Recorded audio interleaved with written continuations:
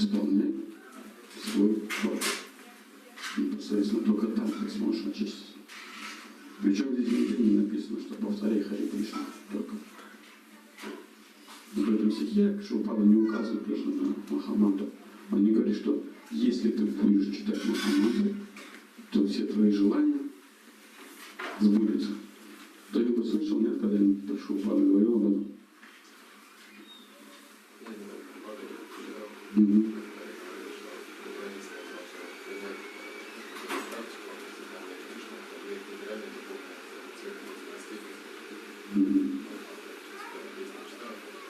Да. Правильно. Но, чтобы понять пятую песню, надо нам разобраться в Бхагавад-гите, да, и в стихе 3.8 заковыряться маленько. Потому что и есть вот этот стих 3.8, да, то есть вот основа арти. Основа арти. Есть такой, конечно, Прабху, и у него есть книга «Духовная экономика», если я тогда читал. Она очень сложная. Вот очень сложно что-то понять. Как бы очень такой, сложный язык, там подача идет. Вот, и он, но самое интересное, что он сделал там, если разобраться в этом, если есть экономисты, как бы экономическое образование, то они могут в этом разобраться. То есть я ее читал тоже, и он просто сотворил там практически невозможное. То есть он соединил капиталистическую экономику вот, с экономикой духовной. Вот именно так, как должен действовать преданный. Очень сложно для понимания, конечно, да, то есть это такой синтез, что в принципе я даже у Прабхупады где-то встречал там такие высказывания, что наша капитализация, как бы вот это вот не наша, а вот сейчас, которая действует, эта экономика капиталистическая, она основана на том, чтобы что делать? Людей эксплуатировать, да, полностью. Вот. И не только людей, но и ресурсы, и землю, да. Прабхупада, он говорил, что преданному что надо? Нужна земля, да, и коровы. И в принципе, это как бы он дает подтверждение тому, что Нанда Ишода Махарадж, да, то есть он Нанда Махарадж и матушка Ишода, они имели очень много коров, да. Они имели очень много коров, и в принципе раньше вот эта валюта была очень сильная. Ну и в принципе она сейчас и остается. То есть если будет где-нибудь вар нашим восстановлен, да, то там будет валюта вот, что? Ги, золото. Вот это не напрасно. Почему? Потому что там все работало уже на том, что если много ги, то тогда браманы что делали? Они брали ги и делали яги, жертвоприношения, да. И все работало согласно жертвоприношению. Вот. Сейчас в этот век практически это невозможно сделать. То есть мы делаем очень много яги, даже в Искон очень много яги делаются, да. Но наше положение, то есть оно никак не особо не улучшается. Потому что, почему? Кто знает ответ на этот вопрос? Потому что сейчас нет достойных браманов и игменов, вот, которые могут как бы правильно все провести. А раньше они были, то есть все было. Нужен был дождь, все идут к Нанда Махараджу. На баночку масла. Вот, то есть все. Нанда Махараджу тоже надо было, чтобы дождь пошел, да, чтобы было пастбище, все. Вот это вот все было естественно. Сейчас экономика, она другая. И вот Ганеша Прабху, он объясняет именно вот этот принцип, то есть и он соединяет, как сейчас именно непосредственно в наших условиях, то есть можно это сделать. Вот. Ну, я говорю еще раз, достаточно сложно для понимания, как бы, вот, книжка. Вот. И следующий текст, который идет за 3.8, это текст 3.9. Что не помню, почему? Есть? Выполнять жертвоприношение Кришны. Только пропуск не работает, да, не должен быть. Один мы счастливый просто. Вот. Говорится, что делай это как жертвоприношение Вишну. Яджнатха карма янтра лакаям карма бханданах тат артха карма каунтея мукта Сангам Самачарам. Любые обязанности следует выполнять как жертвоприношение Господа Вишну, иначе он приковывает человека к материальному миру. Поэтому, о сын Кунти, выполняй свой долг ради удовлетворения Вишну, и ты всегда освободишься от материального рабства. Комментарий для божественного Шрупана. Итак, каждый должен действовать ради удовлетворения Вишну. Любая другая деятельность в материальном мире только порабощает. Поскольку и благочестивые, и греховные поступки влекут за собой последствия, связывающие того, кто совершает эти поступки. Поэтому надо действовать в сознании Кришны, ради удовлетворения Кришны или Вишну. И тот, кто занимается этой деятельностью, уже освободился от материального рабства. Такая деятельность – великое искусство. И на первых порах мы должны неукослительно следовать указаниям преданного Господа Кришны или самого Кришны, под чьим руководством действовал Арджуна. Целью любой нашей деятельности должно быть не собственное наслаждение, а удовлетворение Кришны. Такой образ действия не только оградит нас от кармических последствий, но и поможет постепенно возвыситься до трансцендентного духовного служения Господу, который является единственным путем, ведущим в Царство Бога. Такой комментарий. Интересно. Здесь уже более понятно, да? Для нас более ближе. То есть мы понимаем, что здесь говорит Прабхупада, что любая деятельность, если она не очищается, да, то есть или она не предлагается ради удовлетворения Всевышнего, то что она делает? Порабощает.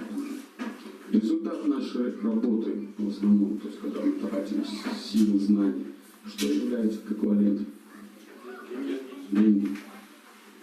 Соответственно, то есть, если греховская не жертвует эти деньги, что он делает? Он дальше и дальше затягивает свой смысл на своей шее материальное существование. То есть, соответственно, что он делает? Он готовит себе следующее рождение.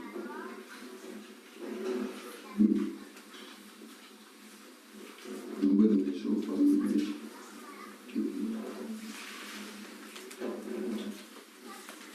Но это все понятно, да? То есть, вот, о чем говорит Шилупан, мы давно об этом знаем уже все. Но как же действовать все-таки? Не каждая работа, но она приносит как бы удовлетворение, да? Бывает такое, да, что иногда мы вынуждены ходить на такую работу, да, чтобы обеспечить себя, вот, как бы, не на любимую, скажем, работу, да, или на ту работу, лишь бы платили деньги, чтобы как-то себя содержать. И здесь тоже очень интересно, веды об этом говорят. И как раз говорят о том, что надо, чтобы у нас был баланс такой внутренний, да, чтобы мы испытывали счастье. Вот.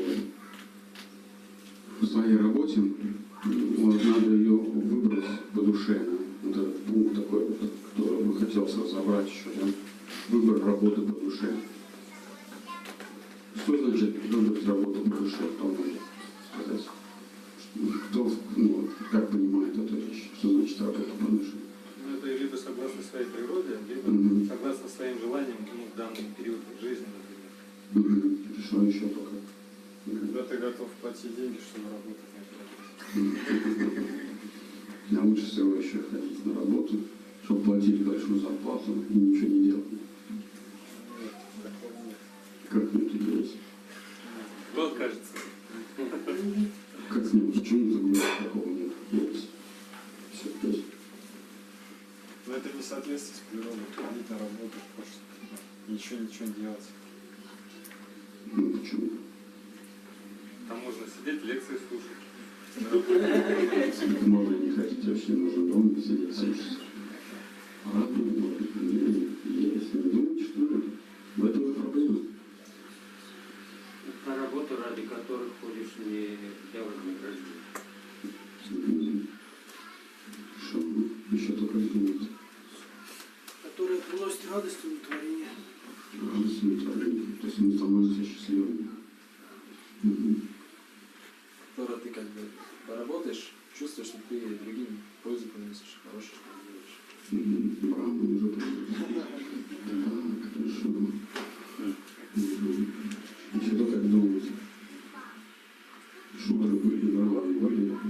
вопрос можно шатре не хватает. Вопрос можно задать. Вот, допустим, у материалистов есть такое выражение, что если вы ходите на работу, она вам нравится, но там мало платят или вообще, то это не работа, а хобби. То есть, это есть такой момент, что может быть по предназначению это мне нравится, но потом получаю какой-то мизер, то есть я не могу обеспечить. Есть еще такой момент. Та ли это работа? Ну вот как раз мы сейчас об этом и говорим. Послушайте внимательно. Мы как раз сейчас об этом и говорим. Ну то сейчас мы развернем эту вещь дальше. Есть еще такое понятие у японцев икигай. Все, наверное, многие знают его.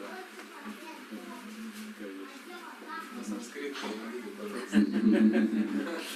пожалуйста. Перевод с японского означает это то, ради чего ты просыпаешься утром. Ну там, если картинку кто видел, там много как бы у него параметров. Это, допустим, если денег мало, платит это не икигай, там если пользу не приносит, тоже не икигай. Это как бы в центре пересекаются вот эти все вещи, в самом центре это икигай, то есть она все вместе собирает в себя. То есть как бы и денег хватает, и по душе, и пользу приносишь. В общем, вот это такая вещь. Ну, центр. Да, центр. Баланс. Ну, мы все-таки будем облокачиваться на веды. Только мы в этой традиции находимся, японской. Может быть, там тоже хорошие вещи, кого не изучал, не знаю. Ну, вот как-то ближе юридическое понимание. Вот. И на самом деле, то есть веды не говорят, чтобы выбрать работу по душе, это работа с природным качеством. То есть это важно. Ну, есть, как мы знаем, несколько варн. Давайте вспомним как раз вот об этом, чтобы понять. Надо честно просто, как бы признаться, да, то есть, еще какими природными качествами я обладаю. Нам, конечно, хочется, чтобы гармоническими обладали, да, то есть, соответственно, можем себе дать квалификацию дальше, да, то есть, у нас опять начнутся проблемы. Вот, и поэтому есть шудры, есть вайши, есть кшатри, есть брамы.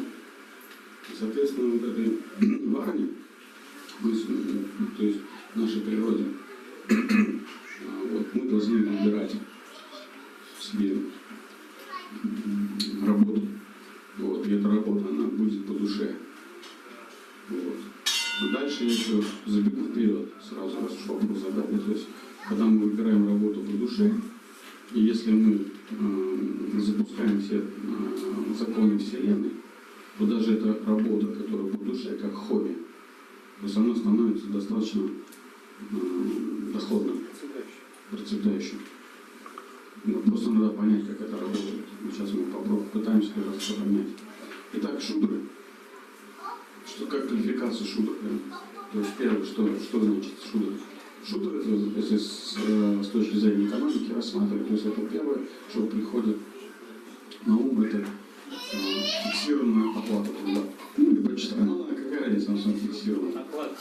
Да, то есть это оклад. Может быть, там, согласно времени, там, или еще чему-то, да, там, за какую-то проделанную работу, да, но это все равно фиксировано. То есть вот запомните, шутер это фиксированная оплата труда, то есть это, там за час могу там 100 рублей там получить даже, да, потом ничего не делать, ну или как-то так, но это все равно фиксировано. Вот, и какая же природа у шутера? Почему именно у него фиксирована оплата труда? Потому что он не любит принимать ответственность и решение сам. Да? То есть это не очень ценная услуга. И такими как бы профессиями могут быть там, шахтеры, музыканты тоже, какой-то гонорар у них есть фиксированный. Да? То есть, и они как бы вот им важно вот, в их природе, то есть важный баланс такой, как стабильность. Стабильность. Вот это фиксированность, да, то есть дает вот в этой природе. Ну, как, можно выразить еще как стабильность. Вот пришел на работу, есть рабочее место, заплатили 100 рублей, и я счастлив. Вот в этом шудра, понимаете, да? То есть это не с позиции того, что как бы, это плохо или что-то такое, да? То есть, смотрите, мы счастливы. То есть мы говорили вначале о том, что наша задача сегодня стать не богатыми, а счастливыми. Но еще лучше с пачкой денег в кармане. То есть счастье больше приходит. Вот. И поэтому шудр, как он не хочет принимать ответственность. хочет, да, его доход стабильный, да, то есть постоянный, скажем, да, вот, и условия их не так цена, и она может быть заменима другим. Ну, то есть вот шахтера можно заменить спокойно другим шахтером, да, то есть это не такая ценная вещь. Вот. И счастье шудра заключается как раз вот не в богатстве, а в стабильном доходе, отсутствие принятия важных решений, а также в отсутствии постоянно рисковать жизнью. Шудра не хочет этого делать. Понимаете, да? То есть это вот природа. И если мы обладаем этой природой, то в принципе для нас это самый приемлемый вариант. То есть, соответственно, чтобы быть счастливым, да, или вот как выбрать работу по душе. То есть, если я определяю, что я шудра, то для меня нужна такая работа, еще раз повторяю, с фиксированной оплатой, стабильная, где я не хочу брать ответственность. Да, то есть, что произойдет с шудрой, если он начнет брать ответственность? Он будет очень беспокоиться сильно, да. И этому пример, то есть наша страна. Вот то же самое произошло. То есть были браманы, да, то есть мы знаем, да, как состоят браманы, да, то есть голова это браман, да, туловище вайши, руки чатри и ноги это шудра. Да, и вот человек, человек так стоит, да, вот шудра. В 17 году что произошло? Все перевернули. Да, и здесь кто оказался? Ноги начали управлять. Управляют до сих пор. Ну, то есть они как бы могут включать элементы, скажем, таких вот браманических, как бы скажем, управленческих, браманических каких-то вещей. Да, вот это. Они думают, что они... Но все это вот лоск только, да, костюм и все такое. А на самом деле они просто не знают, что делать со страной. И она сама собой управляется, по сути. Вот они какие-то законы делают, что они как бы потом такие думают, что они вообще делают. Вот если я там был бы, да, я бы вообще. Вот. И самое интересное, что шудра-то он как раз вот сидит в курилке, обсуждает эту вещь, да. Вот. Он только в курилке сидит, да, потому что он ответственности не любит. Он сидит, как-то там, может побысить только, и все там. И все, и на этом все заканчивается. Потому что ему чуть-чуть денег дали, и он радостный. Мне один прабу рассказывал интересную вещь. Он на корабле плавал, вот, там помощником капитана был, и он выдавал зарплату. Вот, выдавал зарплату. И вот люди говорят, это, вот, когда зарплату там уже подходит, потому что выдать все, да, к сроку. Вот, за неделю они ходят грустные. Все грустные, все там жжёно. Прям вот чувствовал, что конфликт какой-то будет. Ну, представляете, в море. Вот, и тут раз выдаешь деньги, говорит. Деньги выдаешь, и они такие счастливые все становятся сразу. То есть это вот, ну, так вот работает. Ну, то есть стабильный заработок, вот этот, он счастье приносит. Вот, там никто не спрашивает, почему, там, как, там, это шудрянская профессия в основном, да, и они как бы вот им дали все, и они успокоились. Потом, говорит, опять вот, как бы вот, деньги-то не потрачены вообще. То есть там негде тратить их. Опять время приходит. Опять зарплату надо выдавать. Опять все угрюмые ходят. Начинаешь выдавать, все счастливые. Расслабляются, счастье там. Вот это шудры такие вот. Ну вот. А вайши, они не продают свой труд, да, то есть если шудры, они продают свой труд, да, то есть кому-то да, нанимаются, да, то есть наемники, скажем так, то вайши, они не продают свой труд, а получают прибыль. Вот, крестьяне, они получают прибыль, эксплуатируя землю. Вот, бизнесмены, они используют труд других людей. Вот, то есть это вот их природа такая. Они могут задействовать труд других людей. Вот. И чревато чем это у них богатство, какие характеристики у вайши. То есть это высокий доход, но в то же время это нестабильный доход. Нестабильный доход, то есть они, то есть очень много, ну, они гарантированно нестабильны. То есть они могут рисковать. Вот. Я как-то не понимал, ну, то есть вот этот момент, но как-то потом понял, думаю, ну, используют труд других людей. Ну, вроде как эксплуатация, да, то есть идет. Но на самом деле оно Почему? Потому что вот у меня есть один знакомый, не буду говорить, с какого города он, да? Но он такой художник, это вообще. Он рисует хорошо, он какие-то поделки делает, там, Кришну делает, там, такого вообще. Всякие такие вот, как бы, интересные вещи может делать руками.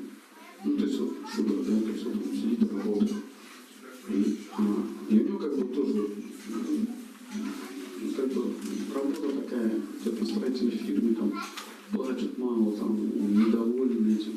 Я ему говорю, как бы, в то время, когда я начинал изучать уже такие вещи, я говорю, ну, смотри, вот, тебе просто, как бы, нравится это дело. Вот он от свободного времени, то есть, он какой-нибудь строительный материал найдет, из этого строительного материала там делает духовные вещи такие, там, вообще, вот, поражаешься, там, из какого-то клея, там, из мусора, он собирает, вот, ты же, говорю, видишь это все, да? Вот, а что ты, говорю, не продаешь это все? Да, то есть, моя природа тоже включилась сразу, да, продать. Я ему говорю, что ты это не продаешь? Да кому это нужно? Ну как это нужно? Мне не нужно. Я у тебя куплю, да. Ну, я у него покупаю. Ну, такой, ну, понял, такой, ну, ладно, хорошо. А может, тебе еще что-то надо сделать? Я говорю, ну, да, давай еще что-нибудь делать. Вот он делает, я ему покупаю, но потом, ну, нет, нет, потому что все это не нужно. Я ему говорю, ну, все, как бы, надо другим продавать. А кому? То есть я там, как бы, и вот он дальше не может что-то не видит, понимаете, просто. Я понимаю, что это вот именно обусловленность природы. Он не видит, он может такие вещи делать, где я не вижу, как это сделать, да, но дальше он не может видеть. Я ему объясняю, давай, поедем там, читаемся, там есть магазин, ну, при храме, давай быстро, я договорюсь, все нормально. Поставим эти картины, все там, ты будешь зарабатывать деньги, там, потом дальше можно как бы это все. Да? То есть ты представляешь, как это все в перспективе. Вот такой, да. Мы съездили с ним в храм, ну как бы не по этому делу, а просто в храм съездили, там, он показал, там, чаяли, все, он такой, да. Такой загорелся, приезжаем, все, месяц проходит, опять денег нет, опять. Я говорю, а что, как бы, я же тебе показал уже все, как бы это.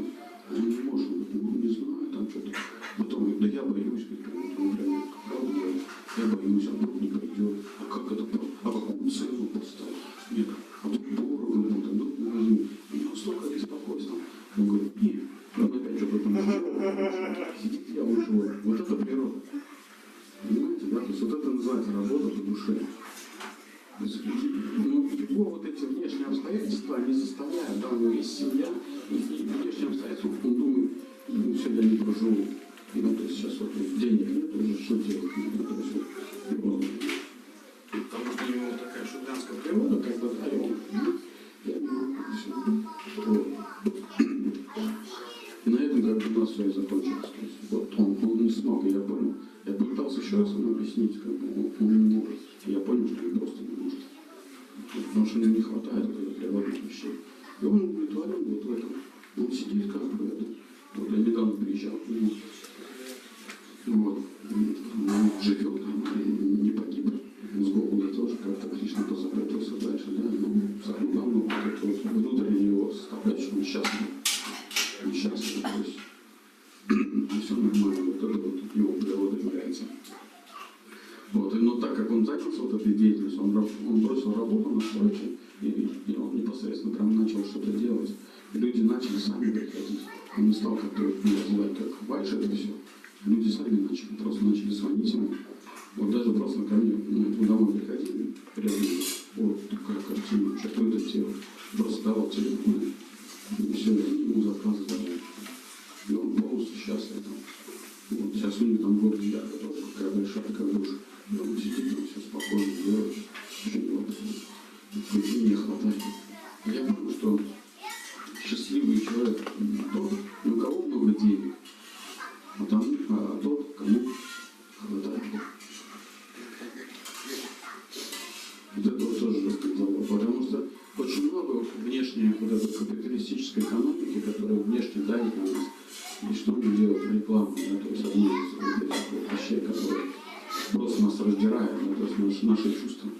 Мы не можем, то есть наше зрение настолько устает, вот, на 80%, то есть зрение наше устает в течение дня из-за того, что мы смотрим рекламные какие-то вещи.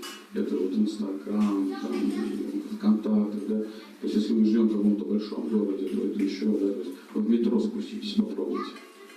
То есть там все вот это завешено, да, то есть и все, и вот эта вот вся сама природа вот этого вопроса, она говорит о том, что надо идти зарабатывать. Ну, вы спускаетесь, ну, то даже если не хотите, то есть вас спустят, ну, поток, так это все вот затягивает, все бегут куда-то, все что-то пытаются делать, все надо, и вы такие включаетесь, потому что думаете, да, надо, это надо, потом купили, думаете, зачем вы купили вообще?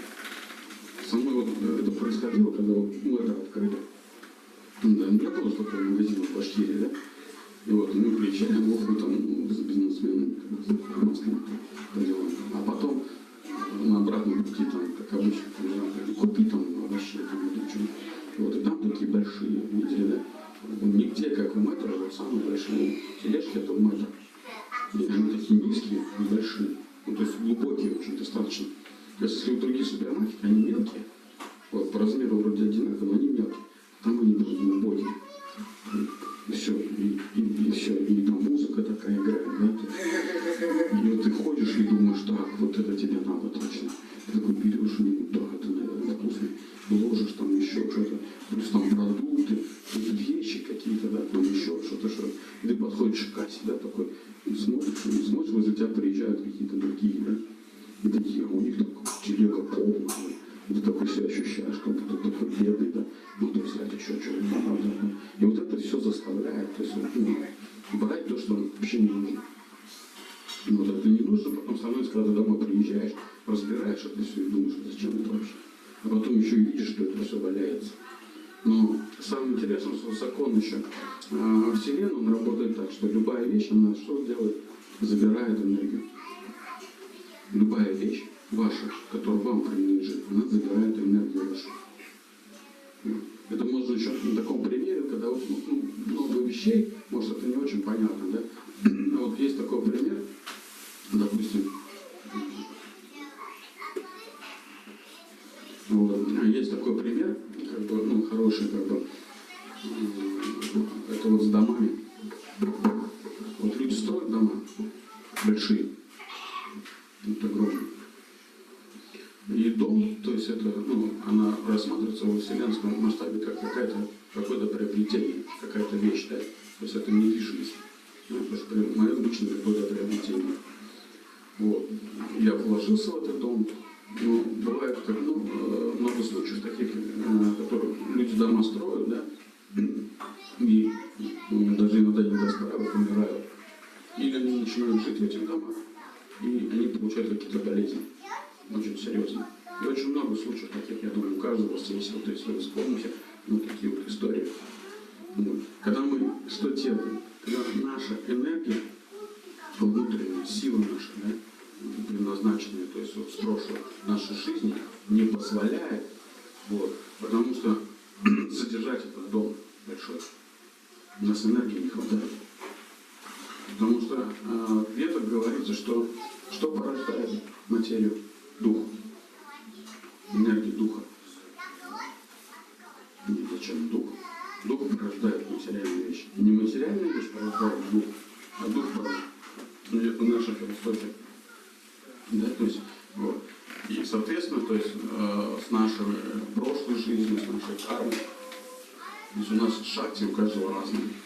Да? То есть вот у каждого разные шакти.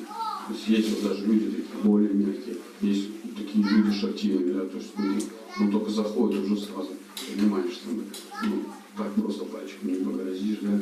То есть у каждого разное. И вот эта вот энергия, которая, она как раз вот содержит любую вещь. Вот даже если в доме не живут, он что делает? Разрушается. Потому что там чего нету? Жизни. Души нет, да? То есть вот наша душа, она в принципе содержит, то есть если это наша вещь, то через нас, то есть эти материальные вещи, они что делают? Поддерживают нашу энергию. И нашей энергии может не хватить на это. И тогда мы начинаем угасать. То есть либо мы болеем, либо оно так быстро уходит, что ничего происходит. Мы оставляем тело. Это тоже очень важно понимать. И вот шудры, оно тоже такая вещь. То есть вот у них очень, ну, слабая энергия. есть они много что не могут содержать, поэтому им даже не положено употребить. Вот. Итак, это вайши. Значит, вайши, у них может быть счастье вайши в чем заключается? Это высокий доход, возможность самостоятельно принимать решения. Они могут уже сами принимать важные решения. А также в отсутствии, но также они не любят рисковать жизнью. Все равно вайши тоже не любят рисковать жизнью, как и шумеры. Есть кшатры. И кшатры, они получают свой доход. Кто знает, как кшатры получают свой доход? Сражаясь на поле. Налоги собирают, батарейки. Как? Налоги собирают. Налоги, кшатры взимают налоги. То есть это значит фиксированная величина. Самое интересное, что кшатры, фиксированная величина, могут быть налогов, да? То есть они налоги собирают. Вот. И их самая главная задача, что делать? Защита другого класса. Да, они защищают другой класс. То есть, соответственно, кого они обирают налогами. Вот, то есть это шудра и вайши. Но очень интересно построена здесь вещь такая. В ведическом обществе, сразу хочу сказать, что в демократическом обществе кшатры нету. Так что не думайте, что они здесь есть. И те, кто налоги собирает, они кшатры. Вот, мы уже вам говорили, да, то есть пример эволюции, то там шудры. И поэтому они не знают, то есть, как это все делается. Вот, и для чего это делается, да. Вот, и даже в древние времена мы можем увидеть, да, какой-то древний город, допустим, да, там, вот, Киев, скажем, да, вот, и там жили как бы воины, кшатры, да, правители также это кшатры. Вот, и рядом были расположены разные деревушки, да, ремесленные. Вот, и, соответственно, то есть, когда их облагали, то кшатры что делал? Они защищали. Как какие-то воины были, то есть они защищали их дома, их земли защищали. А? Да, точно. Вот. Слово Кришна. Вот. И вот это ведическое общество, оно тоже было так построено, что они регулировали эту очень интересную вещь. Так как раньше шудры, они тоже были знатоки вед, да, то есть, и, соответственно, по своей природе выбирали себе ремесло какое-то, да, вот, а также они знали, как работают законы Вселенной, соответственно, они запускали это все. И их работа им приносила большой доход. Но так как у шудры разум был слабый, вот, слабее, чем у кшатры, на что тратили они оставшиеся деньги? На наслаждение. То есть или на нарушение регулирующих принципов. И чтобы им не доставались эти деньги, что делали кшатры?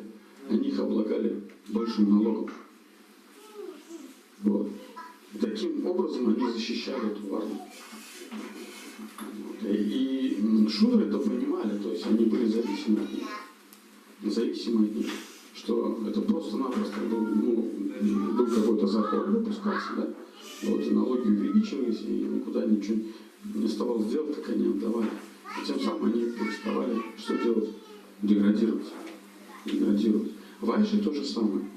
То есть у них отнимали какую-то часть, да, то есть ту часть, при которой они бы могли уже что делать? Заниматься или нарушать, да, 4 регулирующих принципа. И тогда тоже вайши тоже как бы облагали налогами больше. Вот. И кшатри, он с детства жил, скажем, в очень богатых условиях. То есть это одно из условий. Почему? Потому что он с детства жил в роскоши. Да? То есть если мы посмотрим фильмы, да? То есть какие там были дворцы, да? Где жили, то где Арджуна жил, там, да? Где Дурьодхана жил, там все было из золота сделано. Вот, это, они ели золотой посуды. И этого было настолько много, что для них это уже не представляло какой-то ценности. Понимаете? То есть для них это была норма. И, соответственно, то есть, так как для них это была норма, они тоже были защищены. Вот. И они как бы выбирали не для себя да, то есть вот и для своих нужд. То есть им не нужно было обогащаться. Они были настолько богаты, что им обогащаться не нужно было вообще. То есть они это с детства знали это, и поэтому как бы очень просто было. Вот. И даже делали какие-то иногда пожертвования, скажем, да, то есть, а кому они жертвуют? Браману. Вот. Браману это получает пожертвование. И вот основная характеристика и особенность пожертвования является нефиксированная величина, да, у Брамана. То есть, смотрите, у него тоже не фиксировано. Вот. И профессия браманских детей это пуджари, врач, астролог, да, то есть это такие вот профессии, где как бы астролог, он не берет фиксированную плату, да. Вот. Учитель, да, может быть то же самое. Да, учителя. Вот. И он использует то, что ему как бы принадлежит, да, то есть он может использовать там храм, божества, ведические знания, да, то есть, ну, и какие-то кармические знания учителя, да, врачи тоже, они очень долго учатся, да, вот, а потом помогают людям, то есть у них не должно быть фиксированной платы, это самое главное. И счастье его заключается в возможности соприкосновения с чем? С духовным. Вот, возможность избежать. Вот он счастлив, понимаете, Брахма это вообще. Он счастлив, что он имеет возможность избежать деятельности шудры, вайши и кшатры. Представляете? Это вот, если кто-то Брахман, да, то сейчас работает, да, вот, кто вообще не хочет на работу идти, там, вы подумайте, вообще. Может быть, вот как-то вам поменять просто вот деятельность. Вот. Вот. И размер пожертвования может быть огромный. Да, мы знаем, что когда какие-то совершались яги, да, то браманам доставались там 1000 коров, там, слонов, там, и все это было золотом, украшено, все. Но самое главное, то есть, чтобы оставаться браманом, что должен был браман сделать? Да, закон солнца. Раздать до захода солнца все. Вот, или в ведические времена он терял эту квалификацию. То есть тогда ему переставали жертвовать. То есть если он только начал накапливать бы эти богатства, да, и все. Его бы уже не считали браманом. Он терял бы эту квалификацию. Тогда бы ему пришлось что делать? Быть шудрой, вайшей или кшатрой. Вот. Вот так согласно природе, то есть надо понять, да, то есть свою природу. Вот, и действовать своей природой, по своей природе. Нам очень тяжело это сделать, на самом деле, то есть не так просто. Даже если мы это знаем, то вот риск, то есть поверить в это, да, что я буду счастлив, в будущее там получаю 100 рублей, да, то есть, ну, как бы по своей душе, то есть я не смогу прокормить семью. Но надо запускать другой механизм. Вот из этих 100 рублей надо запускать другой механизм. И другой механизм, то есть он очень простой. И мы многие все знаем о нем.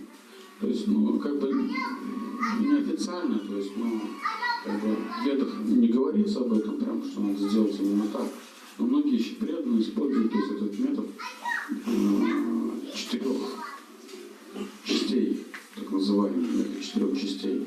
То есть нашу жизнь надо разделить, то есть ну, 24 часа в сутки, да, надо разделить на 4 части. Итак, по 6 часов. И первая часть у нас это что? Сон, а потом дальше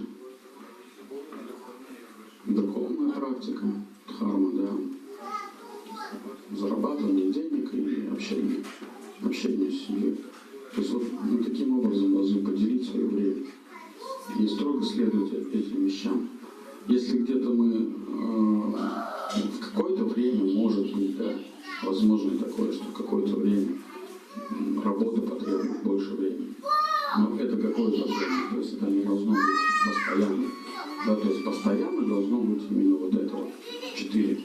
Да, то есть 6 часов отдыхаю, 6 часов как бы работаю, духовной жизнью занимаюсь, и 6 часов еще уделяю семье. Вот. Это очень важная вещь. вот, чтобы запустить вот это вот законы Вселенной, да, законы Вселенной. Сейчас мы дальше пойдем еще расширять эту вещь. Итак, существует всего 4 варны, да, 4 варны. Вот, и никаких других варн нет. Но можно сказать, надо сказать, что в Кали-югу, как бы в чистом виде, то есть, они могут не встречаться. А вообще Шилупада сказал, что все шудры. Но тем не менее мы можем иметь какие-то наклонности, да. Ну или, по крайней мере, сейчас играть роль вот этого вот определенного. Вот. И мы должны как бы понять, что 5-го, 6-го просто не существует. И вот существует 4 благочестивых способа получения денежных средств еще. Еще одно из важных правил, чтобы запустить вот эту всю систему, да, это надо зарабатывать чистым способом. Мало того, что мы определили, то есть природу, к этой природе еще есть разная деятельность. И существует 4 способа благочестивых зарабатывания денег. И они выглядят следующим образом. То есть это фиксированное вознаграждение за свой труд, вот, получение прибыли, взимание налогов и принятие подарков. 5-го, 6-го не существует. Может, как? И простой пример, да. Иду, кошелек лежит. То есть вот Кришна послал. Первый, да, пожертвовать. Что у нас? Наш как начинает работать? Нету хозяина, да? Хозяина же нету, мы же не знаем. Ну как обычно, там прав нету, там адреса нету. И вот кошелек, и там очень большая сумма денег. Что мы начинаем? Кто-то потерял. Как я найду? Кому я отдам? Вот, соответственно, могу забрать. Диктует он так, ну, сразу в первую очередь. Потом начинает еще какую-то вещь придумать, да, когда мы отвергаем это, вдруг там или что-то, да, там, Кришна пожертвовал. Ну, то есть, я возьму эти деньги, и что сделал? Кришне пожертвовал. Ну, это хороший вариант, то есть, если на самом деле хозяин найдем. Ну, вот. Можно Кришне пожертвовать, да? Ну, Кришна говорит, сколько надо мне? Всего 50%. Значит, 50% я могу что сделать? Сидеть. Ну, как вот, мама больная, там, денег не хватает, еще что-то такое, да? Вот. Ну, это, и по-другому это как называется? Взять, да. Вот это вот и есть вот это, умно говорит, взять. Не взять, а своровать. То есть мы не считаем это воровством. А это и есть воровство. Как я и говорил вначале, то есть если мы положили где-то рубль, то где-то в копилке рубль появился. Если мы где-то взяли, то что произойдет? То же самое там произойдет. А может быть еще и быстрее. И еще нам надо интересную вещь говорить, он говорит так. Если от большого целого, да, от большого целого взять чуть-чуть, это не воровство. Ну, там же много. Много же зачем? Не будет. Бывает такое, не сталкивался с таким. Что если много, я чуть-чуть возьму, нормально же. Чуть-чуть только. Это как вот преданные. Есть Хау-Билау, да, такие существа. И вот и там уже все как рассказывают, а потом приезжают к этим Хау-Билау. Вот, а и преданные найти не могут их уже. Вот, и там директоры просят, пожалуйста, не разбирайте.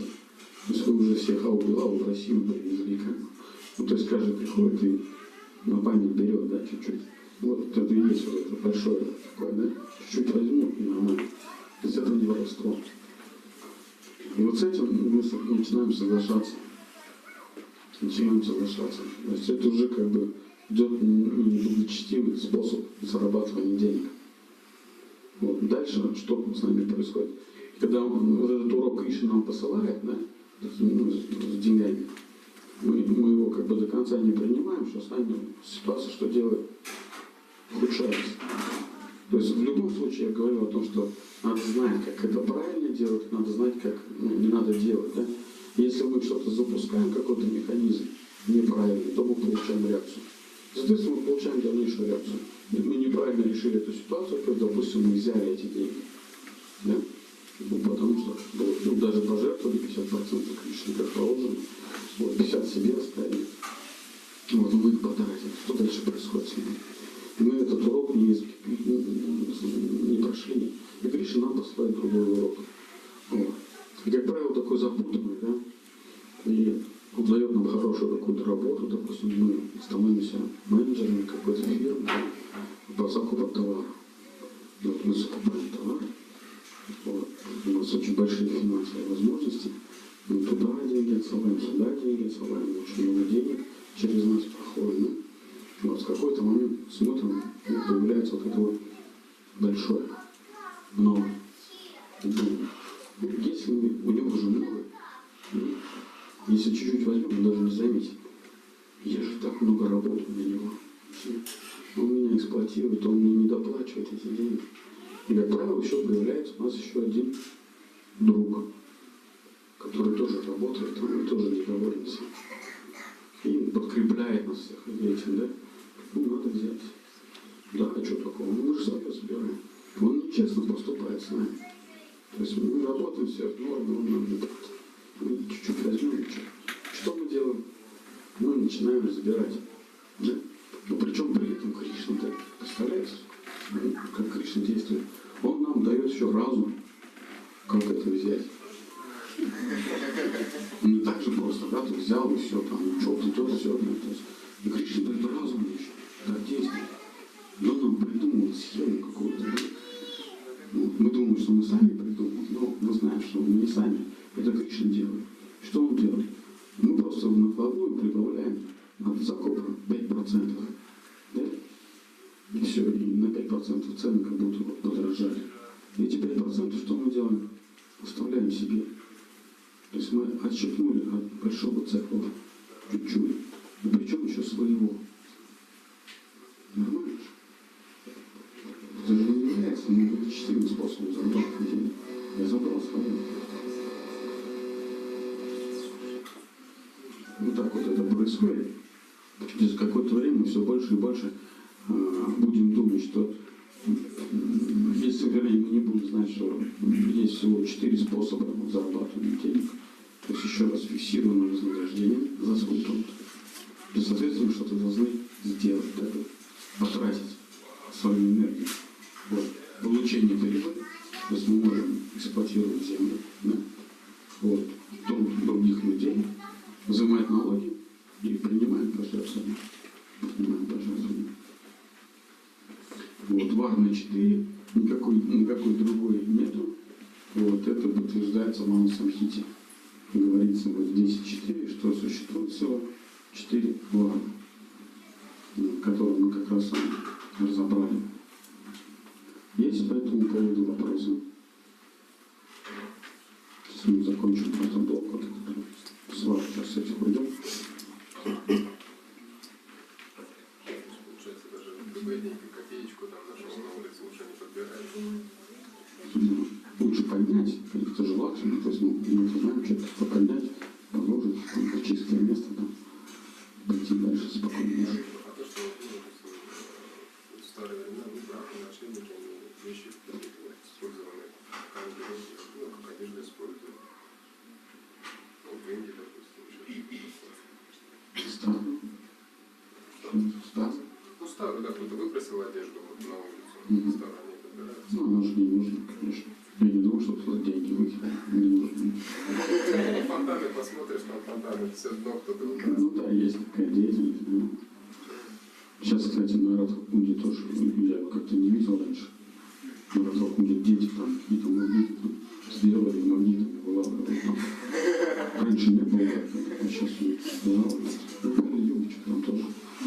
Духовный мир, может, Лила Кришна, не понять. Нам, да, лучше не трогать. Есть вопросы? допустим, вам. Да. Пока не любишь шуток. Шутер Браун. Видите, как смешно звучит. Шутер Браун. Все выпада дал нам эту возможность быть Браумом. Быть там еще каким-то. Но у нас нет этой квалификации сейчас. Поэтому мы можем выполнять благодаря, то есть святым этим людям, которые молятся за нас, ну, какую-то роль Брахмана. Скажем, не быть Брахманом, а роль Брахмана. Вопрос. В основном же ведическая культура, она описывает качество мужчин, а у женщин как бы вот, это те же самые, то есть у них вещи определены в Женщине Брахмана не нужна вообще. Потому что она дома сидела. В предназначении в Ведах описывается, что женщина, то есть это хранитель очага. Зачем ей важно? То есть она привилегии должна любить, содержать дом. И вот. Мы поговорим попозже, там тоже здесь успеем. Раз тоже поговорим об этом. То есть роль женщины в том, что насколько мужчина успешен. Это не значит, что как бы она не является вообще как бы, скажем, участником этого всего счастья там, и богатства мужчин. Она очень большую роль играет в этом. Очень большую. И поэтому как бы они определяют женщин. И их учат с детства, то есть от ведического как раз. В обществе их с детства учат, как правильно вести домашние дела. Кшатрий в нашем современном обществе как может проявить свою природу в этом? Да. У нас есть шатрии. Они? Ну, понятно. Но военные не являются шатрами. Я уже говорил об этом. Фиксированный хват. А? Фиксированный хват. Кого? Шатрии. Нынешний. Ну, их оплата фиксирована, потом они очень сильно подневольны. То есть они сами решения не принимают вообще. Да, все коллектив. Поэтому в демократическом обществе то есть это неприменимо. То есть вот в том обществе, в котором мы живем, кшатры, они неприменимы. Они, если и есть, они не востребованы. То есть, соответственно, значит, они работают либо шудрами там, ну или вот имеют шудрянскую работу только военную. То есть, хотя они имеют там одно из еще достоинств кшатры, то есть описывается в ведах, это ношение оружия. Ну, то есть они оружие должны носить с собой, могут носить оружие. Вот.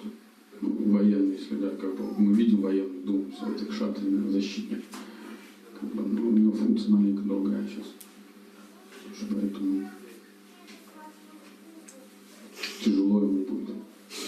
Вне закона будет сразу. А? Сразу вне закона будет. Тяжело будет. Ну, есть, как бы проявляется. Я еще раз говорю, то есть такого вот прям идеального о том, что я рассказал, то есть это вот ведическое общество. Так, если когда вот Варн Ашраму построим высоко, то есть это вот будет так выглядеть.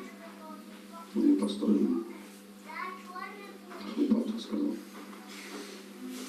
Поэтому ему подождать прямо маленько, чтобы быть счастливым. Или все делать, помогать для того, чтобы как бы построить важно. Есть еще вопросы? Тогда получается, у реки Киров, например, больше является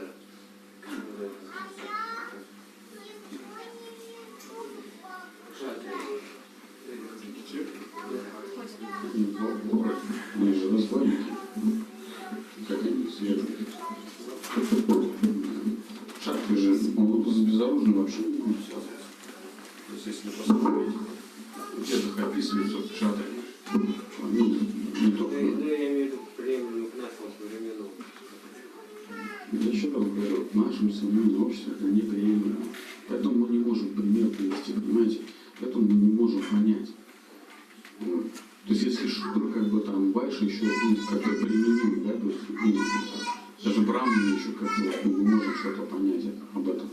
Но опять же, где Браман? То есть вот мы врач, как бы там браманическая там, или учитель. И вот эта система, то есть капиталистическая, да, то есть она загнала их то же самое, ну, в эти же рамки шудрянские, то есть они живут просто, ну, как бы, на самом деле настоящий Браман, он не будет работать. Поэтому многие что сделали? Многие покинули Россию. Когда их в такие условия поставили, да, скажем, интеллигенция, да, то есть она как бы следует каким-то гармоническим еще вещам. Да, то есть ее просто истребили. То есть, они не смогли выжить. Они не смогли просто находиться в этом. То есть они побежали на запад. Вот, по крайней мере. Но хотя там тоже, они тоже, их тоже в рамки загнали. Дали свободу какую-то никакую. Потому что у них там у всех есть вот именно принимать решения, быть свободными, обучать, да, то есть чего-то давать, то есть ну, как бы вот свой опыт какой-то. Там им это дали, то есть они более-менее там как бы ужились. А так.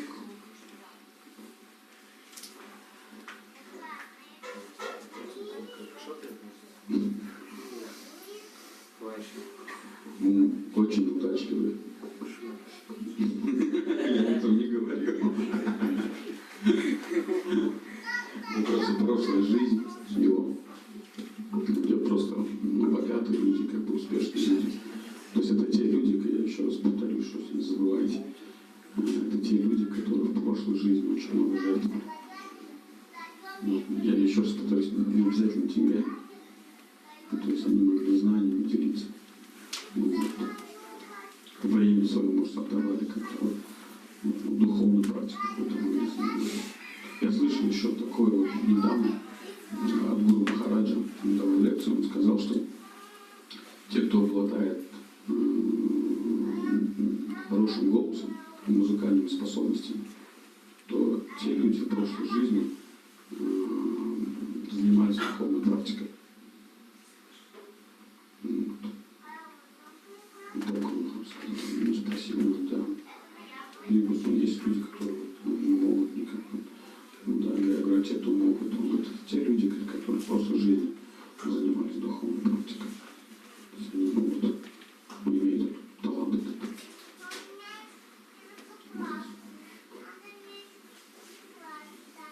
То есть это певцы, что ли, все получается? Певцы занимались духовной Это, практикой? скорее всего, киртани.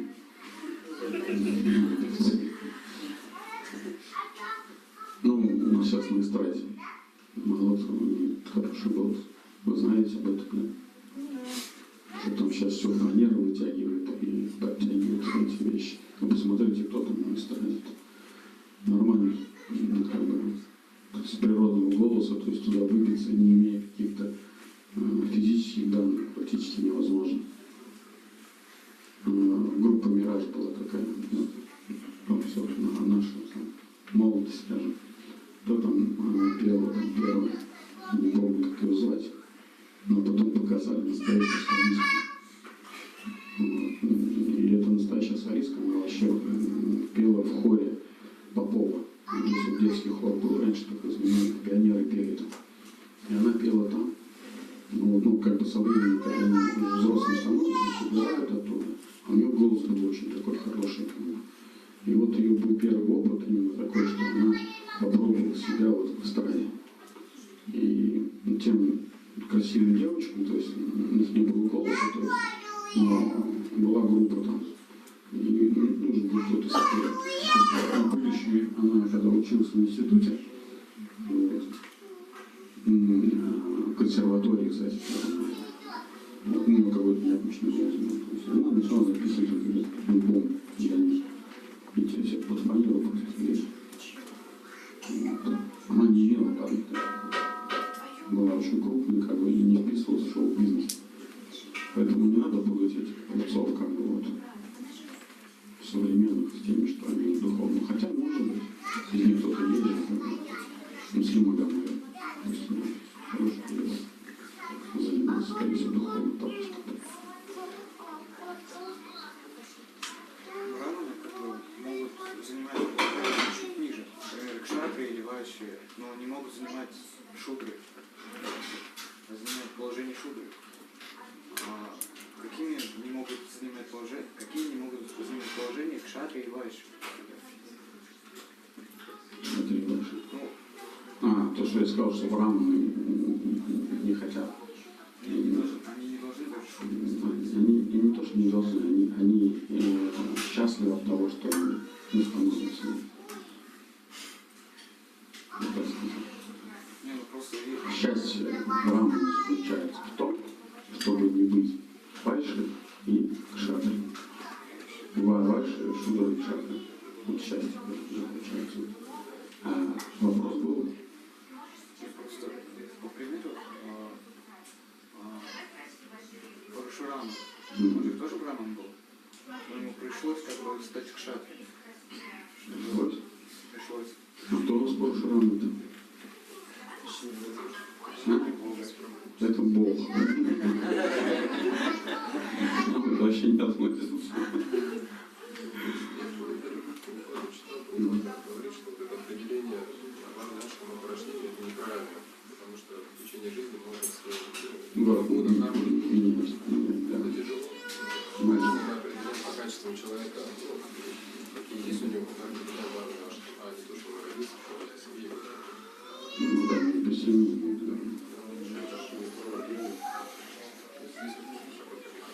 Просто говорит, это определение поражения, родиться в браманической семье, значит ты браман, только это неправильно. Он говорит, что нужно по качествам человека. Да, и вот в ведическом обществе эта цепочка, кто выбрал занятие, она вот увидела как раз так вот наклонность, обусловленность будни, да, то есть вот варна и профессия. Вот. Сейчас прорекламирую одну вещь в Томске. Коруню Ваню Матаджи, стритаманская преданная. Потом уехал в Омск, вышел замуж, сейчас они переехали в Томск. И вот в Томске они открыли детскую школу. Детскую школу, первую школу такая в России, которая вот определяет